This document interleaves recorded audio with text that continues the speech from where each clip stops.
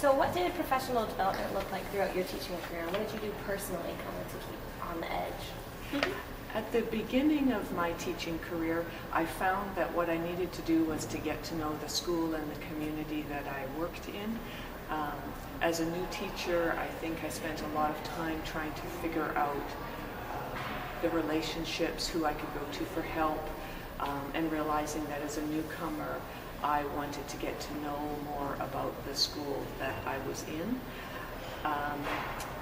And it was really important for me to have a mentor, someone who I could go to and ask those questions, everything from the real basic stuff around report cards to opportunities for growth, for them to come in and observe me teaching, etc.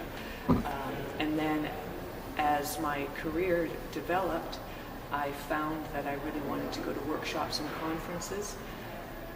For me, they were like a booster shot where I could come back inspired and with new ideas and so on. But I think that one of the best things that I did was to get involved with action research, which is where you meet as a group to come up with questions you want to look at, but you use your classroom as the place to do your research. So that way you're always bringing in the theoretical back into your practice and seeing how it works and reflecting on that. Great. And so what did your schools do to kind of support you in that, and how did they develop you as a teacher? When I came to Victoria School District, there's a lot of district workshops that are offered, as well as school professional development opportunities. I would encourage all teachers to get involved with those that they find interesting. And I think as departments, you can also do things together, whether it's looking through new curriculum or looking at new resources or sharing teaching ideas and practices. Things like assessing student writing together are all great professional development activities, because you're talking about teaching and learning and comparing the way you do things with other teachers and finding out what's going to be successful. So what was the most inspiring or motivating way that you grew personally? I think by seeing mentors who were willing to invest their time in me, which made me then want to in turn help mentor newer teachers.